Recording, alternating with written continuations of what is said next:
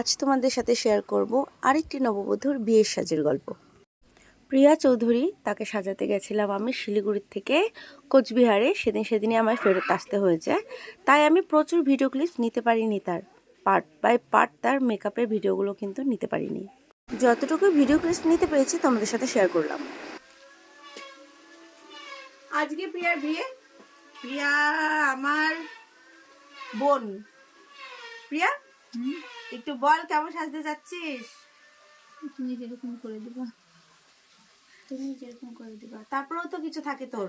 ওই একটু ছোট ছোট কলকা। একটু ছোট ছোট কলকা।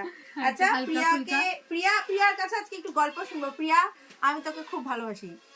আমি একদম বাজে ব্যবহার করতাম না কোনোদিনও। সেটা স্বীকার কর ভিডিওতে। একদম মিথ্যা কথা।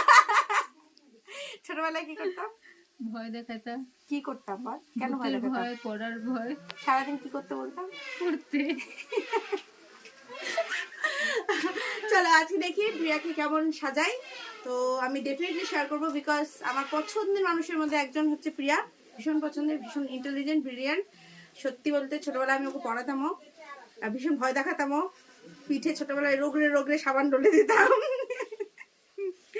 যাই হোক প্রিয়া, আমি লুক দেখাচ্ছি। ওকে, চলো টাটা, বাই বাই, আসছি আবার পরে।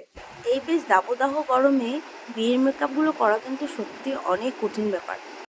মেকআপের শুরুতে প্রচুর প্রসিডিউর আছে যেগুলো আমাদেরকে ইউজ করতে হয়, না হলে কিন্তু গরমে মেকআপ টেকানো ভীষণ কঠিন হয়ে পড়ে। যতটা আনকমফোর্টেবল ফিল করে ব্রাইড, তার চেয়ে বেশি আনকমফোর্টেবল ফিল করে কিন্তু মেকআপ আর্টিস্ট। সেই জন্য সবচেয়ে আগে যেটা প্রয়োজন সেটা হচ্ছে স্কিন মেনটেন করা। বউ সাজার পর প্রিয়াকে কেমন লাগছিল চলো ফটাফট দেখে নিই। সুন্দর লাগছে না? ভীষণ সিম্পল একটা মেকআপ চেয়েছিল, একদম তামঝাম ছাড়া। পেছনে মাসিমণি আসছিল প্রিয়ার। আমি জিজ্ঞেস করলাম, মাসিমণি কেমন লাগছে প্রিয়াকে? ছিল আমায় যে কি আর বলবো, তোর হাতে সেজেছে মানে ভীষণ ভালো লাগছে।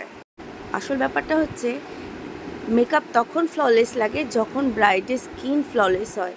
গোটা ফুসকুড়ি, লোম এগুলো যখন থাকে না, ব্রাইডকে দেখতে ভীষণ ভালো লাগে, মেকআপটাও ফ্ললেস হয়। তাহলে সকলে জানিও প্রিয়াকে কেমন লাগছে। আসবো পরের নেক্সট ভিডিও।